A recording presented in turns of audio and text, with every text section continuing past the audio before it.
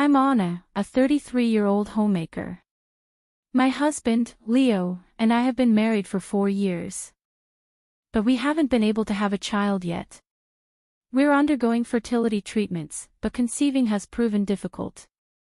One day, as I was returning from the grocery store, I noticed a little girl, a complete stranger, squatting in front of my house. I wondered why she was outside in the cold winter weather without a coat, so I approached her and asked, "Are you waiting for someone? Can you tell me your name?" "Abigail." "Abigail, okay. Where's your mother?" "Mommy went somewhere," she replied. "Are you lost? What's your mother's name?" "Audrey." "Audrey."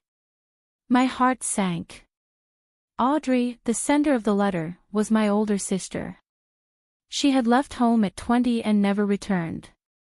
It's been nearly 17 years since we last saw her. As a teenager, she often ran away, got into trouble with men, and caused financial and emotional strain. Now, to find out she had a child.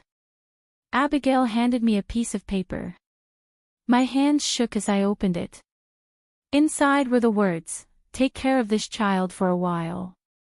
"No way," I whispered. "Are you Audrey's daughter?" "Mommy said to stay here because you're her sister," Abigail explained. I took her hand and let her inside. She was freezing and trembling. I wondered how long she'd been outside. Audrey had always been an irresponsible sister, but leaving her child like this was shocking. I'd always wanted a child but couldn't have one. Pushing aside my feelings, I turned on the stove and wrapped Abigail in a warm blanket. "Abigail, are you hungry?" "Yes, I haven't eaten anything since yesterday." "You haven't eaten?" My concern deepened. "I'll get you some food right away." I heated up some pumpkin soup for her. "Yesterday, I made some pumpkin soup," I said as I gave it to Abigail. It was her first time trying it, and she eagerly drank a lot, clearly enjoying the taste. "This is delicious." "It's really good," she exclaimed with a big smile. I was delighted to see her enjoy the soup so much, but it also saddened me as I wondered what kind of meal she was used to. Instead of questioning her about her usual diet, I focused on cooking more food for her to enjoy. I made fried chicken, an omelette, and rice, and she devoured everything, praising each dish as delicious and tasty. Once she seemed completely satisfied, I suggested we take a bath. It seemed she hadn't bathed in a few days, and her hair was greasy. "Abigail, how about a bath?" I asked. Her expression tensed for a moment, and I could tell she wasn't entirely comfortable with the idea. "You don't like baths?" I asked. "No, it's fine," she replied hesitantly. I hurried to the bedroom to find some smaller clothes for her to wear as pajamas. When I returned to the living room, Abigail was gone.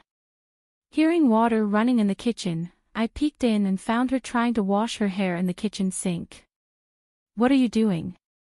The water is so cold," I exclaimed. Abigail apologized, but I assured her she didn't need to. I wrapped her in a blanket and took her to the bathroom. She seemed amazed as I let her inside. "This is just like the house I saw on TV," she exclaimed. From her reaction, it seemed the house where Abigail lived did not have a proper bathroom. It broke my heart to think that Audrey made her wash in cold tap water from the kitchen to save on gas money. Holding back tears, I undressed Abigail and gently placed her in the warm bathtub. "It's so warm." "Are baths always this warm?" she asked, eyes wide with wonder. "Yes, they are. From now on, you can take a warm bath every day." I said, "Really?"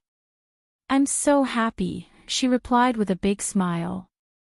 I helped Abigail warm up and get clean in the bath. Her hair was slightly tangled, but I treated it to make it more manageable, and she soon looked like herself again.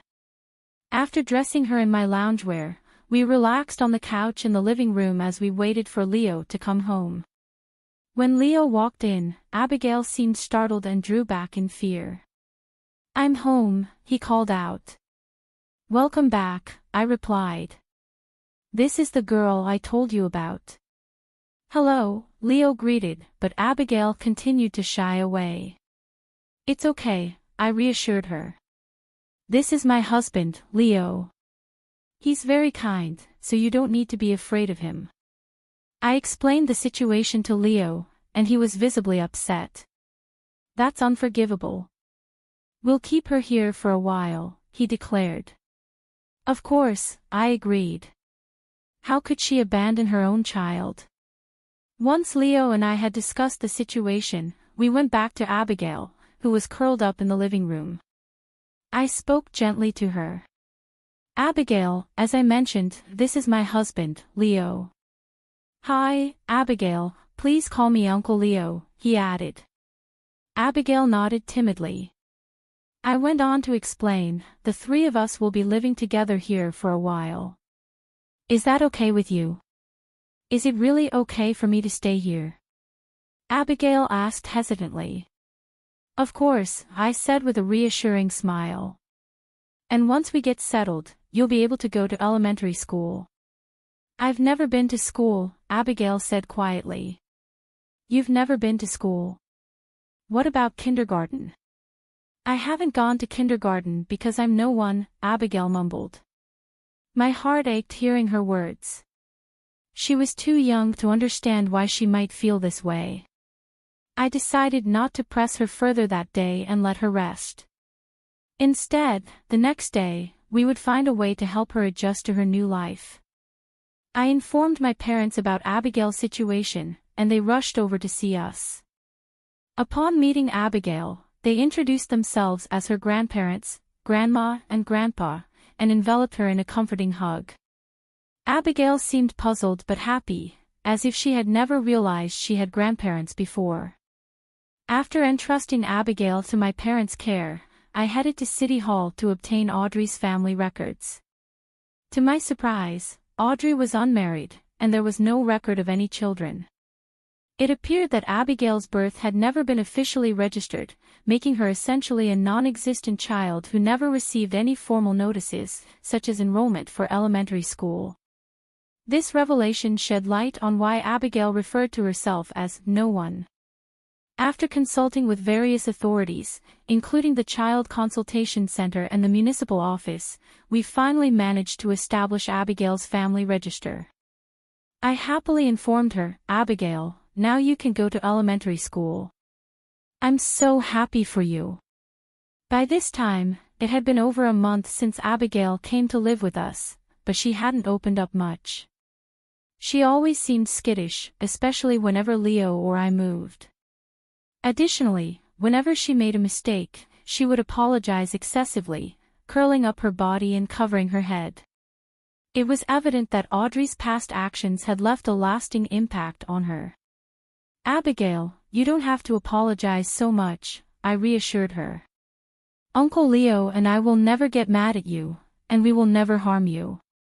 I promise." "Really?" Abigail asked with a glimmer of hope. "Of course." I replied sincerely, I made a promise. But despite that, Abigail's shyness persisted. However, as time passed, she gradually became more talkative and even began to smile more often. Then one day, Abigail blurted out, "I wonder when she will come for me." Those words struck a chord with me, evoking a sense of sadness. Despite Audrey's mistreatment, Abigail still longed for her mother. Since Abigail's arrival, every day had been filled with joy for me.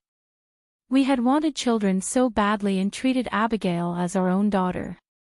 We hoped she would stay with us for a long time.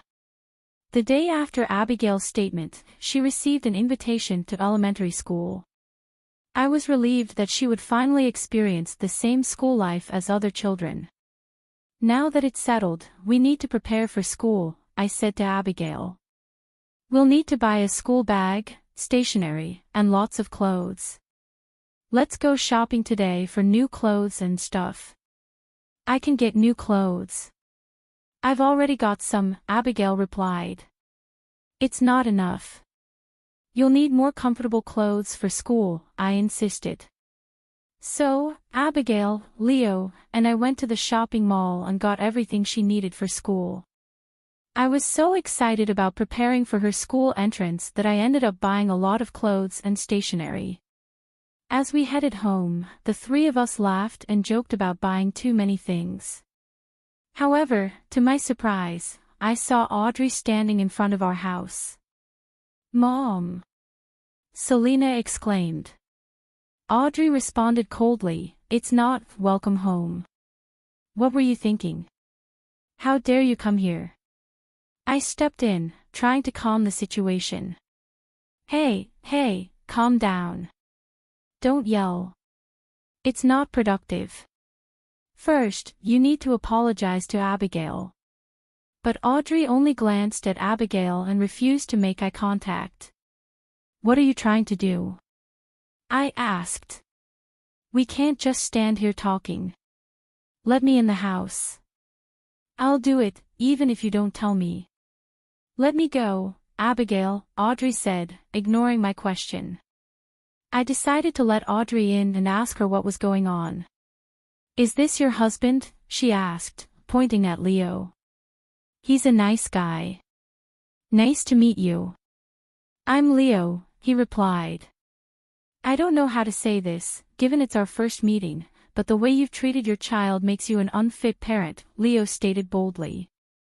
Audrey seemed taken aback by Leo's boldness. "You're too arrogant, my brother-in-law. You can't talk to me like that. You don't know me." "Maybe not, but I do know you didn't take care of her properly. How could you neglect your own child?" Leo countered. Audrey, clearly irritated by our accusations, seemed unable to grasp the gravity of her actions. I was perplexed by her lack of accountability. I asked Abigail how she felt about seeing her mother, and it was clear she was still scared. She couldn't look Audrey in the eye and recoiled in fear. Initially, I assumed Selena missed her mother, but now I wasn't so sure. As I was contemplating this, Audrey spoke up. "You two don't have kids, right?" she asked. "No, but so what?" I responded. "Well, I'm going to leave this child with you," she declared. "I've raised her through the toughest stages of her life. You should be grateful to have an older kid." Now Leo was incredulous. "Do you even know what you're saying? You're abandoning your own child as though she's an object to be handed off." "I know exactly what I'm saying," Audrey shot back. "I'm giving you Shavos people a kid to raise. You should be thankful." I shook my head in disbelief. "That's outrageous. We're not giving her back to you, even if you ask. We've already made her a family register, and she's going to start elementary school next month. We'll make sure she's happier than she was with you." "Oh, so you've made a family register for her," Audrey retorted, seemingly indifferent. "I did," I responded. "Why didn't you file a birth certificate?" Audrey questioned. "Because if I had, they would know I have a child. I didn't want to disrupt my life for such a selfish reason." Audrey's admission explained why Abigail had been unable to attend kindergarten or elementary school. Her callous attitude continued to baffle me. "That's not right. Abigail deserves an education. What you've done is neglect, not just active truancy," I told her, knowing that reasoning with Audrey was pointless. Audrey had apparently broken up with Abigail's father before Abigail was born and had never registered the birth. To date, other men, she often left Abigail alone, pretending to be unmarried and childless. Her goal was to find a new partner and raise her child. "We'll take care of Abigail," I said, firm in my decision. "But please don't come back to see us again. Then give me 10 million yen. I'm giving you a person, so 10 million is a small price to pay, right?" Audrey demanded. "What are you talking about? You're trying to sell your daughter." I was horrified. Of course, I'm not going to pay you, though. Abigail is a human being, I said firmly. When I refused to pay, Audrey threatened to take Abigail back and confine her at home, forcing her to wash with cold tap water again. I won't let you do that, I said. Fine, 10 million then, she retorted. Well, I can't get it for you today. You'll have to come back later to pick it up. I'll keep Abigail here until then, I said, pretending to agree to her demands to keep Abigail safe. Whatever. I don't want to be bothered with her anyway, Audrey replied dismissively. Though I had no intention of paying Audrey, I lied quickly to prevent her from taking Abigail away. Knowing Audrey might return to reclaim her, Leo and I considered what steps we could take next. But before acting, we wanted to understand how Abigail felt. Abigail, do you want to go back to your mommy? I asked her gently. I don't want to go back. Mom scares me. She always bumps into me and says mean things. I don't want to go back, Abigail confessed. I see, I said gently. The other day, you mentioned wondering when your mother would come for you. Was that because you were afraid she'd make you leave us? Yes, Abigail replied, her eyes downcast. I was worried that if Mommy came, I'd have to go back to that house. But I want to stay here forever. I understand, I reassured her. We'll do everything we can to make sure you can stay with us from now on. With Abigail's feelings clear, Leo and I decided to investigate Audrey's background further. We contacted an investigative firm known to Leo and discovered Audrey was now engaged to a successful lawyer. We formulated a plan to keep Audrey from taking Abigail away and worked discreetly to prepare everything. A week later, when everything was set, we informed Audrey that we had the money and invited her to our home for the exchange. During the meeting, I had my parents care for Abigail. When Audrey arrived, she immediately asked if I had the money. I won't give you the money, and I won't give you Abigail either, I declared firmly. Audrey's expression turned sour. I came all the way here because you said you had the money ready. Now give it to me.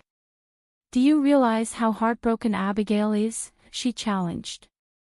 You're trying to sell your own child for money. Unbelievable. Leo exclaimed. How I raise my child is none of your business, Audrey shot back. Children grow up just fine on their own. You don't understand because you don't have kids. Did you even tell your boyfriend about having a child? I asked pointedly. Of course not. He's a successful lawyer, and we're getting married next year. We plan to live happily ever after. Don't bother us, Audrey said dismissively. Just then, the door opened, and Audrey's fiancé, the elite lawyer, walked in. He had heard our conversation. Don't tell me what you just said is true, he said, shocked. Did you lie to me?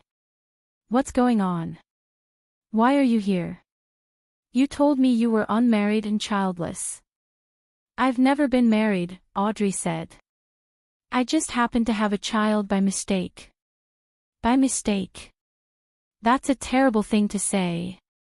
Leo exclaimed, disgusted. The lawyer confronted Audrey.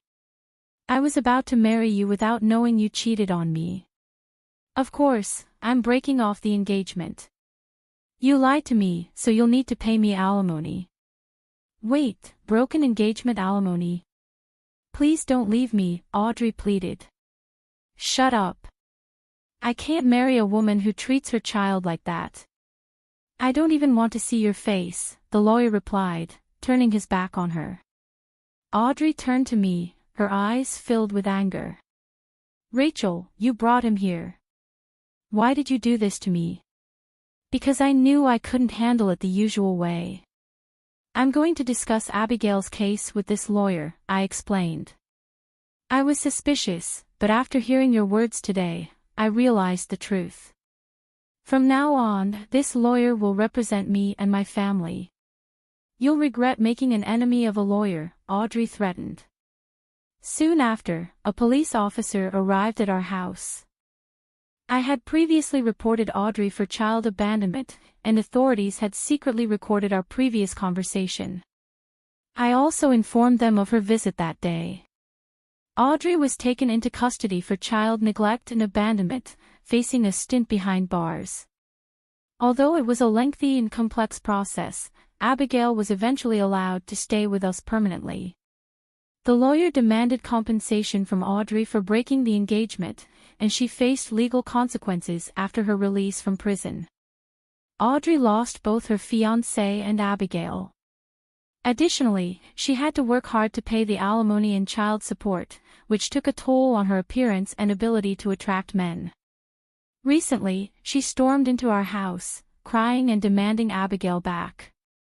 "She's my baby. Give her back," she pleaded. "What are you talking about? Abigail is ours now. I won't let you take her back," I told Audrey firmly. "No, not Mommy. Uncle and Auntie are Mommy and Daddy," Abigail chimed in. Rejected by her own daughter, Audrey walked away in despair. I vowed never to let her regain custody of Abigail. Audrey would have to reflect on her actions alone. Meanwhile, Leo and I have stopped our painful infertility treatments. The three of us now live our days filled with laughter and joy. I'm grateful for the happiness Abigail has brought into our lives, and I hope to spend the rest of my life giving her all the love I can.